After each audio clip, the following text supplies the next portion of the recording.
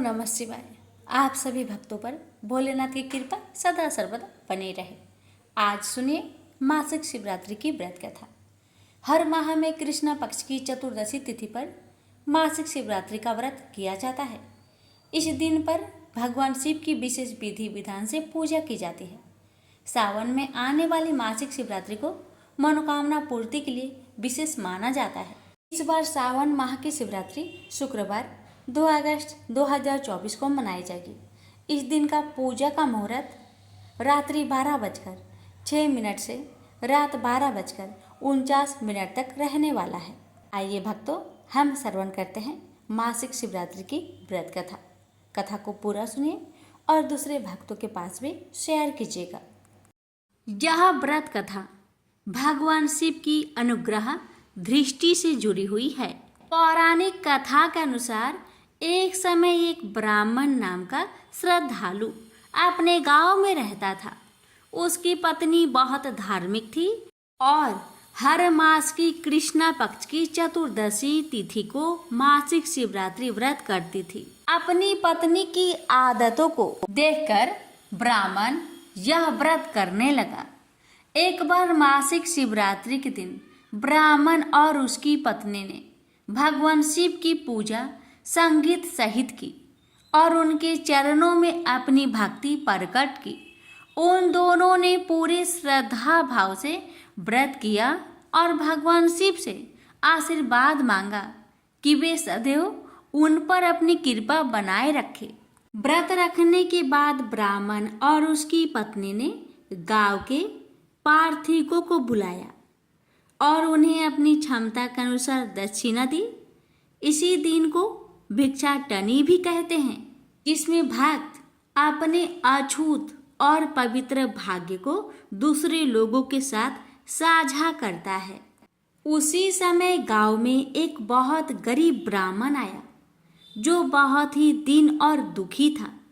ब्राह्मण और उसकी पत्नी ने उसे भोजन करने के लिए बुलाया और उसे भगवान शिव की कृपा से पूर्ण हुआ भोजन खाने को दिया। इस प्रकार मासिक शिवरात्रि व्रत करने से ब्राह्मण और उसकी पत्नी ने न सिर्फ अपना अछूत साझा किया, बल्कि दुखी लोगों को भी अपने साथ भोजन कराने का सौभाग्य प्रदान किया। इसके बाद उन्हें भगवान शिव की कृपा प्राप्त हुई और उनकी सभी मनोकामनाएं पूरी हो गई।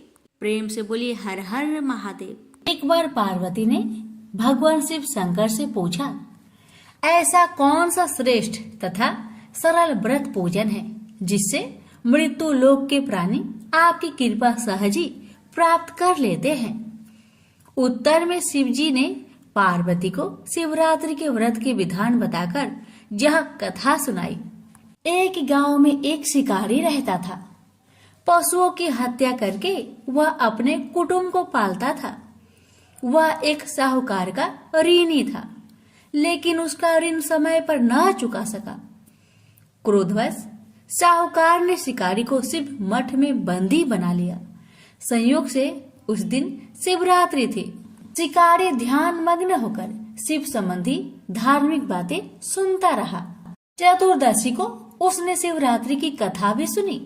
संध्या होते ही साहूकार ने उसे अपने पास बुलाया और ऋण चुकाने के विषय में बात की। शिकारी अगले दिन सारा ऋण लौटा देने का वचन देकर बंधन से छूट गया। अपनी दिनचर्या के भांति वह जंगल में शिकार के लिए निकला, लेकिन दिन भर बंदी गृह में रहने के कारण भूख प्यास से व्याकुल था। शिकार करने के लिए वह एक तालाब के किनारे बेल वृक्ष पर पड़ाव बनाने लगा। बेल वृक्ष के नीचे शिवलिंग था जो बेल पत्रों से ढका हुआ था। शिकारी को उसका पता न चला। पड़ाव बनाते समय उसने जो टहनियां तोड़ी वो संयोग से शिवलिंग पर जा गिरी। इस प्रकार दिन भर भूखे प्यासे शिकारी का व्रत भी हो गया और शिवलिंग पर बेलपत्र भी चढ़ गए। एक पहर रात्रि बीत जाने पर एक गर्भिणी मृग तालाब पर पानी पीने पहुंची। शिकारी ने धनुष पर तीर चढ़ाकर जयो ही प्रयंचा खींची। मृगी बोली, मैं गर्भिणी हूँ, शीघ्र ही प्रसव करूंगी। तुम एक साथ 2 जीवों की हत्या करोगे, जो ठीक नहीं है। मैं अपने बच्चों को जन्म देकर शीघ्र ही तुम्हारे सामने प्रस्तुत हो जाऊंगी, तब तुम मुझे मार लेना। शिकारी ने प्रयंचा ढीली कर दी और मृगी झाड़ियों में लुप्त हो गई। कुछ ही देर बाद एक और मृगी उधर से निकली। शिकारी की प्रसन्नता का ठिकाना न रहा। समीप आने पर उसने धनुष पर बाण चढ़ाया। तब उसे देख मृगी ने विनम्रता पूर्वक निवेदन किया, हे पार्थी, मैं थोड़ी देर पहले ही ऋतु से निवृत्त हुई हूँ, कामातुर बिरहिनी हूँ, अपने प्रिय की खोज में भटक रही हूँ। मैं अपने पति से मिलकर शीघ्र ही तुम्हारे पास आ जाऊंगी। शिकारी ने उसे भी जाने दिया।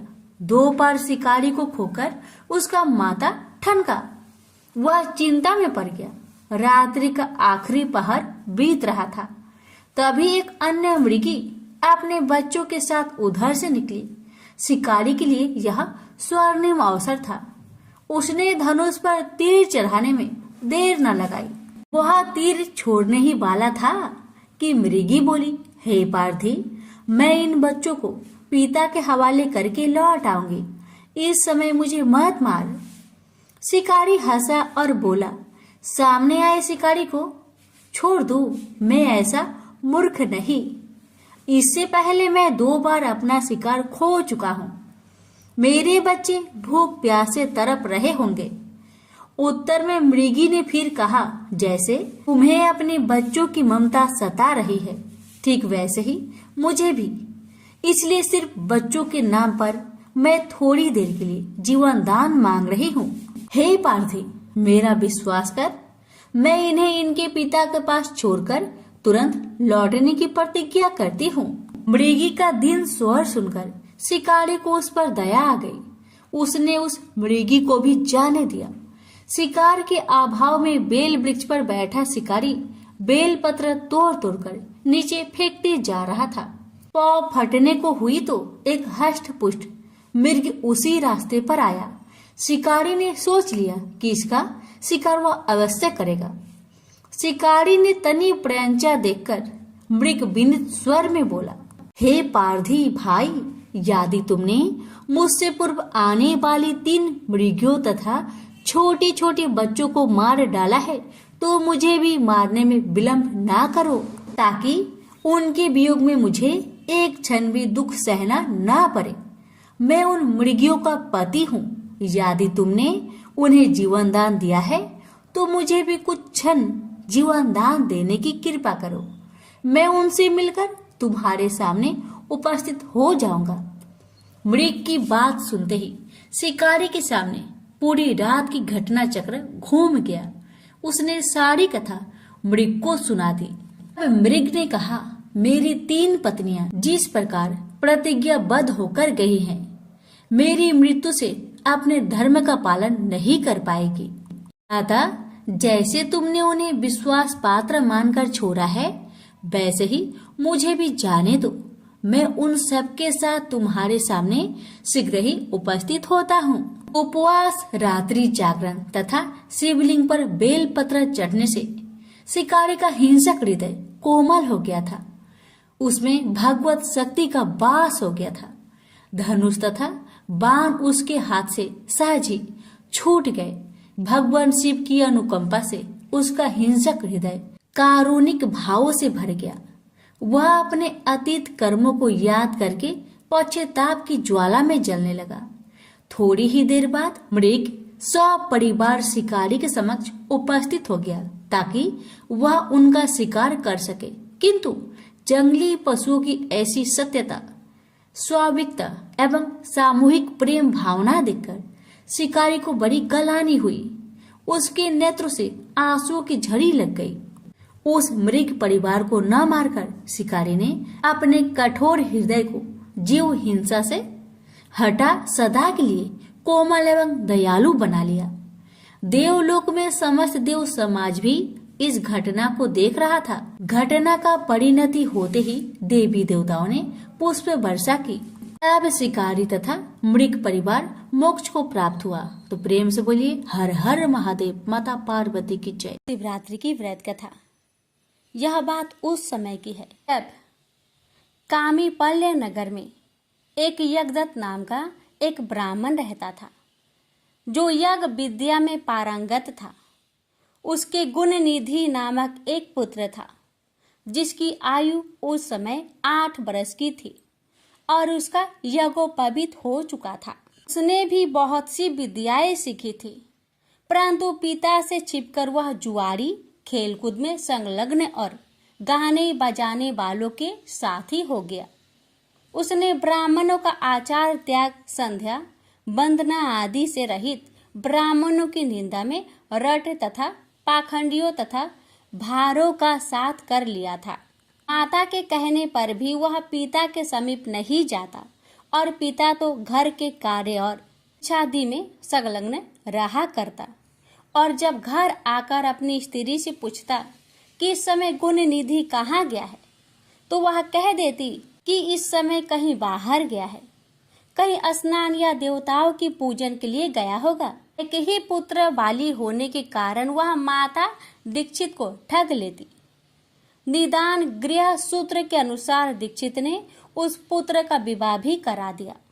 माता नित्य पुत्र को समझाती कि तुम्हारे पिता बड़े ही महात्मा और क्रोधी भी है, तुम अपनी बुरी आदतों को छोड़ दो, अन्यथा जब वह तुम्हारे इस चरित्र को जान लेंगे तब तुमको और मुझको दोनों को मारेंगे।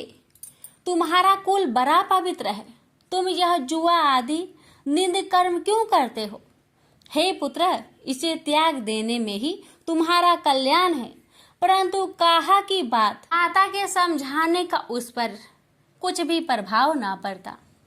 एक दिन उसने घर में रखी हुई पिता के हाथ की अंगूठी को चुराकर किसी जुआरी के हाथ में दे दिया। देवयोग से दीक्षित ने उस अंगूठी को जुआरी के हाथ में देखा और उससे पूछा, तो उसने कहा, मैंने कोई तुम्हारी चोरी तो की नहीं है, किंतु तुम्हारे पुत्र ने ही लाकर दिया है। अंगूठी ही नहीं, किंतु उसने और जुआरियों को भी बहुत सा धन लाकर दिया है। परंतु आश्चर्य है कि तुम जैसा पंडित अपने पुत्र को क्यों नहीं जान सके। लज्जा के मारे दीक्षित का सिर झुक गया। वह सिर झुकाए और वस्त्रों से अपना मुख ढके हुए अपने घर गया और घर में जाकर पत्नी से बोला कि हे दीक्षित की धूर्त पत्नी, भला यह तो कहो वह तेरा गुण निधि पुत्र कहाँ है?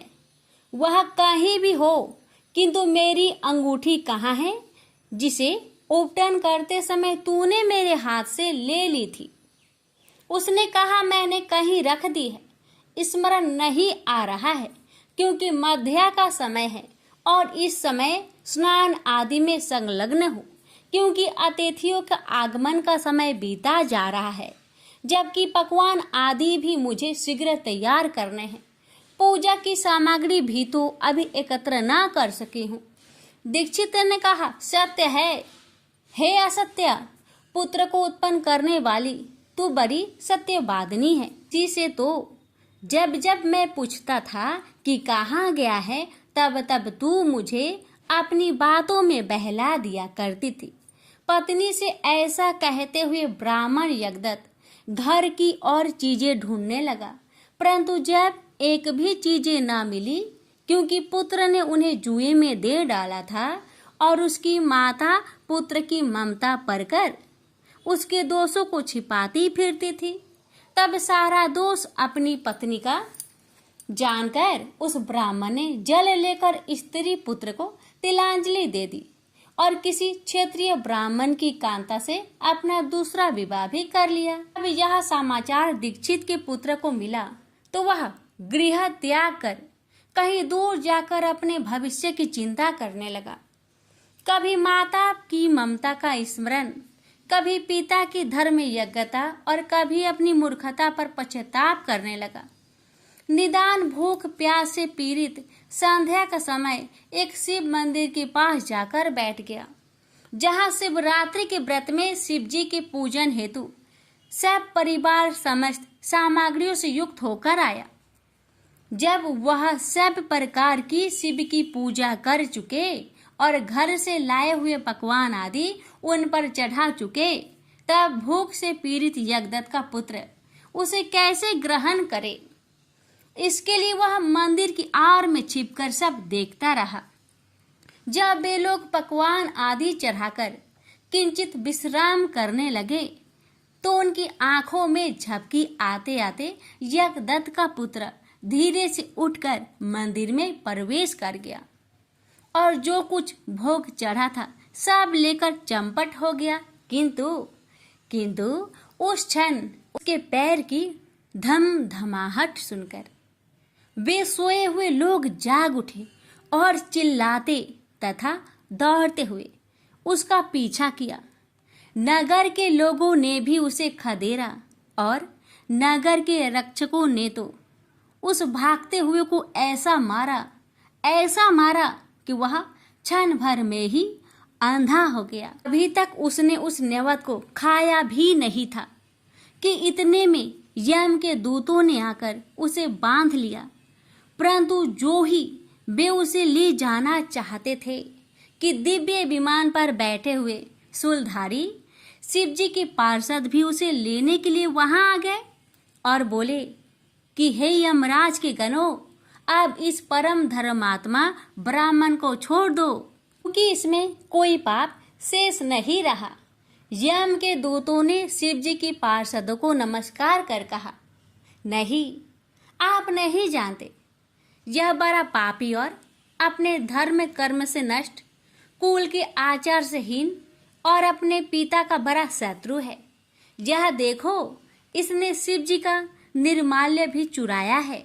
शिव निर्माल्य के भक्षक और उल्लंघन करने वाले को तो छूने से भी पाप लगता है, परंतु धर्म जैसी जानकारी आप सबको है वैसी हम सबको नहीं है। अतएव यदि इसमें कुछ धर्म का लेश हो तो हमें भी सुनाइए। अब शिवजी के किंकर उन पार्षदों ने कहा कि हे यमदूतों, इस यज्ञदत्त के पुत्र ने जहाँ बहुत से पाप किए हैं, वही इसने पाप रहित धर्म भी किए हैं। जैसे लिंग के सिर पर गिरती हुई दीपक की छाया को इसने निवारण किया और रात्रि में इसने अपना वस्त्र फाड़कर दीपक में बत्ती डाली। प्रसंग बस इसने शिव महापुराण की कथा का श्रवण भी किया तथा ऐसे ही और भी कार्य किए हैं। व्रत रहकर इसने शिव जी की पूजा का दर्शन किया, स्थिर चित्त से द्वार पर बैठा रहा। इस कारण यह अभी हमारे साथ शिवलोक को जावेगा, कुछ दिनों तक वहां रहेगा, फिर पाप रहित होकर यह कलिंग देश का राजा होगा, क्योंकि यह ब्राह्मण श्रेष्ठ निश्चय ही शिव का प्रिय है। तुम लोग प्रसन्न हो, अपने लोक को जाओ। ब्रह्मा जी कहते हैं कि यह सुनकर यम के दूत जहां से आए थे वहीं अपने लोक को चले गए। सब समाचार यमदेव से कहा। यमराज ने भी हर्ष से उनकी बात स्वीकार की। फिर तो यमदूतों से छुड़ाया गया वह ब्राह्मण शिवगणों द्वारा शिवलोक को गया और वहां शिव पार्वती की सेवा से लौटकर कलिंग देश का राजा हुआ। हाँ, उसका नाम अरिंदम पड़ा। उसने अपने राज्य में शिव भक्ति का अच्छा प्रचार और प्रसार किया और शिव मंदिर में रत्नों के दीपक जलाते रहने से वह अलकापति हुआ। शिव जी की थोड़ी भी सेवा बहुत फलदायक है। यज्ञदत्त के पुत्र गुण निधि का यह चरित्र जो भी सुनेगा उसकी सब कामनाएं पूर्ण होगी और उसे बड़ा संतोष प्राप्त होगा। तो प्रेम से बोलिए हर हर महादेव, माता पार्वती की जय। एक बुढ़िया माई थी, मिट्टी के गणेश जी की पूजा करती थी। रोज बनाए रोज गल जाए। एक सेठ का मकान बन रहा था। वो बोली, पत्थर का गणेश बना दो। मिस्त्री बोले, जितने हम तेरा पत्थर का गणेश करेंगे उतने में अपनी दीवार ना चिनेंगे। बुढ़िया बोली, राम करे तुम्हारी दीवार टेढ़ी हो जाए। अब उनकी दीवार टेढ़ी हो गई। वो चीने और ढा देवे, चीने और ढा देवे। इस तरह करते करते शाम हो गई। शाम को सेठ आया, उसने कहा आज कुछ भी काम नहीं किया। वो कहने लगे एक बुढ़िया आई थी, वो कह रही थी मेरा पत्थर का गणेश गर दो। हमने नहीं गरा तो उसने कहा तुम्हारी दीवार टेढ़ी हो जाए। तब से दीवार सीधी नहीं बन रही है, बनाते हैं और ढा देते हैं। सेठ ने बुढ़िया को बुलवाई। सेठ ने कहा हम तेरा सोने का गणेश गढ़ देंगे, हमारी दीवार सीधी कर दो। सेठ ने बुढ़िया को सोने का गणेश गढ़ दिया। सेठ की दीवार सीधी हो गई। जैसे सेठ की दीवार सीधी की वैसे सबकी करना। कहानी कहने वाले, सुनने वाले, हुक्कार भरने वाले सभी पर अपनी कृपा सदा बनाए रखना। प्रेम से बोलिए गजानंद भगवान की जय। एक बार माता पार्वती और भगवान शिव एक नदी के किनारे, नर्मदा नदी के किनारे बैठकर चौपर खेल रहे थे। तभी यह प्रश्न खड़ा हुआ कि खेल में हार जीत का फैसला कौन करेगा। इस पर भगवान शिव ने एक कुछ तिनके एकत्रित कर उनका एक पुतला बनाया और उसमें प्राण डाल दिए। इसके बाद भगवान शिव ने उस बालक से कहा कि हमारे इस चौपर के खेल में तुम्हें हार जीत का निर्णय करना है। चौपर का खेल 3 बार खेला गया और तीनों बार माता पार्वती जीत गई। लेकिन जब उसे बालक से हार जीत का फैसला करने को कहा गया तो उसने भगवान शिव को विजयी बताया। बालक का यह निर्णय सुनकर माता पार्वती को बहुत क्रोध आया, जिसके चलते उन्होंने उस बालक को अपाहिज होने का श्राप दे दिया। बाद में उस बालक ने अपनी गलती के लिए माता पार्वती से क्षमा मांगी। इस पर माता पार्वती ने कहा कि यहाँ गणेश जी की पूजा के लिए नाग कन्याएं आएगी, उनके कहे अनुसार तुम व्रत करना, इससे तुम श्राप से मुक्त हो जाओगे। कई समय बाद वहां नाग कन्या आई और उन्होंने गणेश जी के व्रत की विधि उस बालक को भी बताई। फिर उस बालक ने भी 21 दिन तक भगवान गणेश का व्रत किया। इससे भगवान गणेश प्रसन्न हुए और उस बालक को श्राप से मुक्त कर दिया। मान्यता के अनुसार बाद में यह व्रत भगवान शिव ने भी किया। प्रेम से बोलिए गणेश महाराज की जय। पौराणिक कथा के अनुसार एक समय की बात है कि भगवान विष्णु का विवाह माता लक्ष्मी जी के साथ निश्चित हुआ। विवाह की सभी तैयारी होने लगी। सभी देवी देवताओं को निमंत्रण भेजे गए, लेकिन भूलवश गणेश जी को निमंत्रण देना रह गया था। इधर भगवान विष्णु की बारात जाने का समय आ चुका था। सभी देवता अपनी पत्नियों के साथ विवाह समारोह में शामिल होने को आए, परंतु सभी देवी देवताओं ने देखा कि गणेश जी कहीं दिखाई नहीं दे रहे हैं। तब उन सभी ने आपस में चर्चा की, क्या गणेश जी को नहीं न्योता दिया गया या गणेश जी ही नहीं आए हैं। सभी को इस बात पर बहुत आश्चर्य हुआ। इस बात पर उन सभी ने विष्णु भगवान से ही इसका कारण पूछा। विष्णु भगवान से पूछने पर उन्होंने कहा कि हमने गणेश जी के पिता भोलेनाथ, महादेव और माता पार्वती को न्योता भेजा था। यदि गणेश जी अपने पिता के साथ आना चाहते तो आ जाते, अलग से उन्हें न्योता देने की कोई आवश्यकता भी नहीं थी।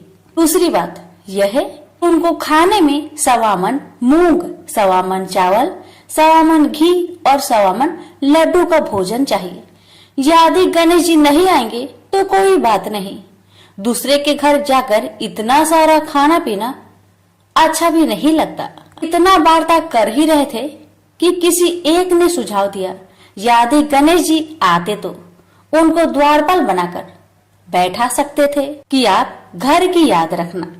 आप तो चूहे पर बैठकर धीरे धीरे चलोगे तो बारात में बहुत पीछे रह जाओगे। यह सुझाव सबको पसंद आ गया, तो फिर विष्णु भगवान ने भी अपनी सहमति दे दी। तब गणेश जी को निमंत्रण देकर आमंत्रित किया और उनको समझा बुझाकर घर की रखवाली करने को बैठा दिया गया। बारात चल दी। तब नारद जी ने देखा कि गणेश जी तो दरवाजे पर ही बैठे हुए हैं, तो वे गणेश जी के पास गए और रुकने का कारण पूछा। गणेश जी कहने लगे कि विष्णु भगवान ने मेरा बहुत अपमान किया है, नारद जी ने कहा कि आप अपनी मूषक सेना आगे भेज दो तो वह रास्ता खोद देगी, जिससे उनके वाहन धरती में धंस जाएंगे। तब आपको सम्मान पूर्वक बुलाना पड़ेगा। अब तो गणेश जी ने अपनी मूषक सेना को आदेश दिया, जाओ, और सेना ने जमीन पोली कर दी। जब बारात वहां से निकली तो रथों के पहिए धरती में धंसने लगी। आप कोशिश की परंतु पहिए नहीं निकले। सभी ने अपने अपने उपाय किए परंतु पहिए तो नहीं निकले, बल्कि जगह जगह से टूटने लगे। किसी को समझ में नहीं आ रहा था कि अब क्या किया जाए। तब तो नारद जी ने आकर कहा, आप लोगों ने गणेश जी का अपमान किया, जिस कारण यह विघ्न आ रहे हैं। यदि उन्हें मनाकर लाया जाए तो आपका कार्य सिद्ध हो सकता है और यह संकट टल सकता है। शंकर भगवान ने अपने दूत नंदी को भेजा और वे गणेश जी को लेकर आए। गणेश जी का आदर सम्मान के साथ पूजन किया गया। फिर रथ के पहिए निकलने लगे और यह संकट टल गया। अब रथ के पहिए निकल तो गए परंतु वे टूट फूट गए थे, तो उन्हें सुधारे कौन। पास के खेत में एक खाती काम कर रहा था। उसे बुलाया गया। खाती अपना कार्य करने से पहले श्री गणेशाय नमः कहकर गणेश जी की वंदना मन ही मन करने लगा। देखते ही देखते खाती ने सभी पहियों को ठीक कर दिया। तब खाती कहने लगा कि हे देवताओं, आपने सर्वप्रथम गणेश जी को नहीं मनाया होगा और न ही उनकी पूजन की होगी, इसलिए तो आपके साथ यह संकट आया है। मैं तो मूर्ख अज्ञानी हूँ, फिर भी पहले गणेश जी को पूजते हैं, उनका ध्यान करते हैं। आप लोग तो देवगण हैं, फिर भी आप गणेश जी को कैसे भूल गए। अब आप लोग भगवान श्री गणेश जी की जय बोलकर जाए तो आपके सब काम बन जाएंगे और कोई संकट भी नहीं आएगा। ऐसा कहते हुए बारात वहां से चल दी और विष्णु भगवान का लक्ष्मी जी के साथ विवाह संपन्न करा के सभी सकुशल घर लौट आए। हे गणेश जी महाराज, आपने विष्णु को जैसा कारज सरियो ऐसा कारज सबको सिद्ध करिजो। बोलिए गजानन भगवान की जय। शिव जी की आरती। ओम जय शिव ओंकारा, स्वामी जय शिव ओंकारा, ब्रह्मा विष्णु सदा शिव अर्धांगी धारा। ओम जय शिव ओंकारा, स्वामी जय शिव ओंकारा, एकानन चतुरानन पंचानन राजे, हंसानन गरुरासन वृषवाहन साजे। ओम जय शिव ओंकारा, स्वामी जय शिव ओंकारा, दो भुज चार चतुर्भुज 10 भुज अति सोहे, त्रिगुण रूप निरखते त्रिभुवन जन मोहे। अच्छी माला बने माला मुंड माला धारी, त्रिपुरारी कंसारी करे माला धारी। श्वेतांबर पीतांबर बाघंबर अंगे, सनकादिकी गरुणादिकी भूतादिकी संगे। कर के माध्य का मंडलु चक्र त्रिशूली धारी, सुखकारी दुखहारी जगपालनकारी। ब्रह्मा विष्णु सदा शिव जानत अविवेका, मधु के टप दो मारे सुर भयहीन करे। लक्ष्मी व सावित्री पार्वती संगा, पार्वती अर्धांगी शिव लहरी गंगा। पर्वत सोहे पार्वती शंकर कैलासा, भांग धतुर का भोजन भस्मी में वासा। जटा में गंग बहत है गल मुंडन माला, शेष नाग लिपटा लटावत ओढ़त मृगी छाला। काशी में विराजे विश्वनाथ नंदी ब्रह्मचारी। नीत उठ दर्शन पावत महिमा अति भारी। त्रिगुण स्वामी जी की आरती जो कोई नरे गावे। कहत शिवानंद स्वामी मनवांछित फल पावे। ओम नमः शिवाय। हर हर महादेव। माता पार्वती की जय।